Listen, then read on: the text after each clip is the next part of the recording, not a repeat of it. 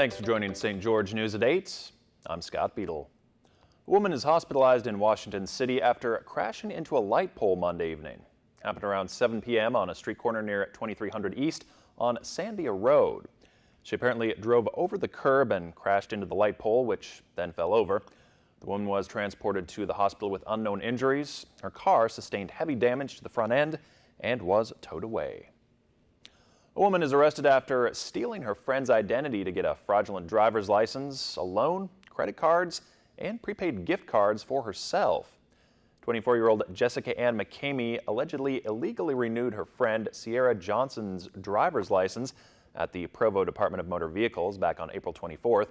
She even had her picture taken and used for the license. Johnson says she noticed her license was missing and was receiving calls from retailers about paying off her credit cards, which Johnson knew nothing about. She later learned McCamey also took out $4,000 in loans from multiple banks. McCamey was arrested in Provo on June 12th. She is facing multiple charges, including producing a false identifying document, identity fraud, and theft by deception and forgery. A criminal history report shows McCamey has been arrested and convicted of similar crimes in the past. Utah's congressional delegation is asking President Trump to expedite the approval of the Lake Powell pipeline, while conservationists are crying foul. The controversial 140-mile pipeline would carry 86,000 acre-feet of water from Lake Powell to Washington and Kane counties and is under consideration by the Federal Energy Regulation Commission, or FERC. Conservationists say the pipeline is not needed, would be too expensive, and would rely on Colorado River water that might not be available in the near future. State and local water officials say the pipeline is essential to support a growing population in the St. George area. That project would cost an estimated $1.4 billion. The letter, dated March 23rd and received by the Federal Energy Regulatory Commission on June 12th, was signed by Utah's entire congressional delegation. It asks President Trump to designate the pipeline as a high priority. This week, Senate Republicans are expected to deliver and make public their version of a new health care plan. GOP leaders are hoping to get the bill passed before the July 4th recess, but Democrats are promising a fight, accusing Republicans of hiding the bill. Kenneth Moten has the latest from Washington. The drama on Capitol Hill over the Senate GOP health care plan. This has been called the vampire bill. They're afraid for the bill to see the light of day. Democrats holding the Senate floor late into the night, protesting Republicans for writing their bill to repeal and replace the Affordable Care Act behind closed doors. No hearings, no debate. The House narrowly passed its version, a bill President Trump called mean in a private meeting with Senate Republicans. They are ashamed of their bill. They don't want anybody to see it, least of all the public. Tuesday, several senators, including Cory Booker, streaming on Facebook Live, taking a taxi to the Congressional Budget Office on the hunt for what they call the secret GOP bill. This is the most absurd process. I'm hoping this exercise today pointed out some of the absurdity. The complex sticking points rolling back the expansion of Medicaid, coverage of pre-existing conditions, and how to lower premiums. The president clearly wants a bill that has heart in it. He believes that health care is something that is near and dear to so many families. Democrats point out there were meetings and days of debate before Obamacare passed. Senate Majority Leader Mitch McConnell says there's already been years of discussion. The Obamacare law is collapsing all around us. We have to act, and we are. That bill will get a score from the Nonpartisan Budget Office to figure out what its impact will be on Americans. A 13-year-old from St. George has created and delivered We Care kits to help children in distressing situations. Brindy Heaton made 100 of the We Care kits. It's part of her personal platform as she prepares to compete in the National American Miss Pageant in Vegas. The kits include items like stuffed animals, coloring books, and small personal hygiene items meant to comfort children in the event of trauma. To purchase the items for the kits, Brindy and her mom made and sold cinnamon rolls to neighbors and friends. Their goal was to make 50 kits, but Brindy raised enough money for 100. The kits were split between the St. George Police Department and the Washington County Children's Justice Center. Brindy will travel to Vegas on July 13th for the National Miss American State Competition in hopes of making it on to the national competition. Chief Meteorologist Chris Summers has your Southern Utah forecast coming up right after this.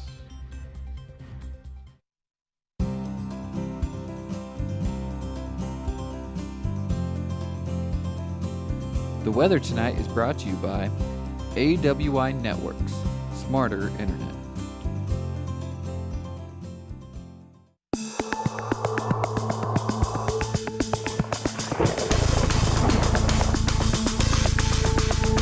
And welcome back, everyone. A good Tuesday evening to you. More hot and dry weather in the forecast. Saw a record high temperature in St. George at 112 degrees yesterday, and looks like we're going to be very close to that once again today, if not tying or breaking record highs, and could be looking at all-time record high temperature breaking down in Las Vegas and Phoenix at close to 120 degrees down in Phoenix late this afternoon. That could be an all-time record for Phoenix for this time of year, and actually for the whole entire year, and actually all the records we've been keeping over the last 170 years or so. But it looks like we're going to keep the hot and dry weather around over the next several days. We also have the heat advisory in effect for areas of our region, also seeing the excessive heat warning in parts of the area as well. Even up in near Cedar City, see that red flag warning. So big concern here again going to be not only for the records that we're going to be seeing around the area, but heat exhaustion is a big risk, and also that elevated fire risk as well. Temperatures near 110 degrees once again here in southern Utah, and high pressure controlling parts of Arizona see temperatures close to 120, if not through 120 degree temperatures, and also Phoenix and Las Vegas late this afternoon.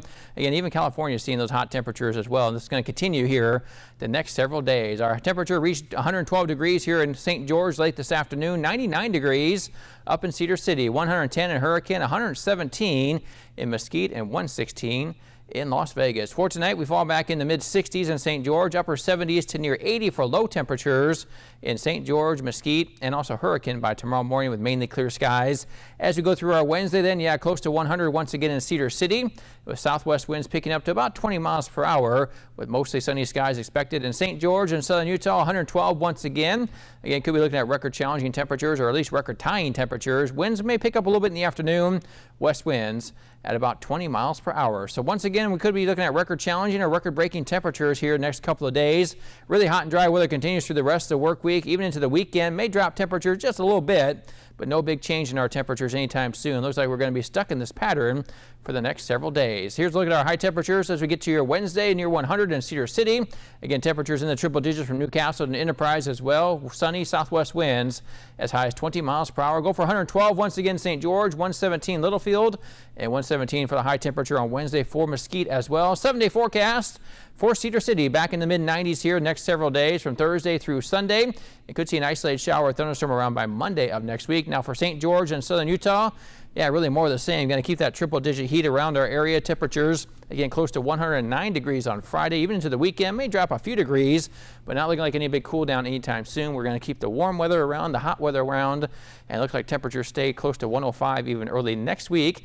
And of course, tomorrow, Wednesday, is the first official day of summer. And I'll tell you that, of course, because it's been feeling like summer here the last week or two, actually, with these temperatures in the triple digits. And again, looking like record breaking, and could be all-time record breaking in Phoenix and Vegas, with temperatures never seen this hot ever in that area. So. Wow. Actually, Las Vegas and also Phoenix have been shutting some airlines down because it's too hot to even fly into that area. So no, that's frightening when the planes planes need certain things to actually take off, and it's actually too hot for them to actually get any type of air underneath them to actually take off. So interesting how much it's actually impacted not just us, but actually a good portion of the Southwest. Yeah, stock up on ice, I guess. That's right. That's about all you can do, and just take it easy outdoors. You have to be outdoors for any extended period of time. Thanks, Chris.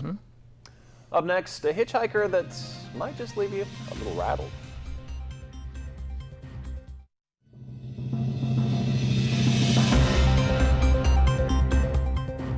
Two friends driving along the Texas highway realized they had a little hitchhiker on board, but no idea where they picked him up. The men were in New Deal in the Panhandle, about 12 miles north of Lubbock, and that's when a spotted gold and white snake slowly slithered out from under the hood of the car. The wind slowed the serpent's progress as it tried to make its way to the front, so the men gave it a leg up, sort of. They pulled the car over to the shoulder, and it worked. The reptile's random ride was rattled.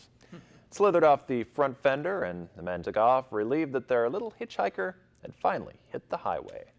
Yeah, I've seen something slither out of the hood of your car. I don't know about that.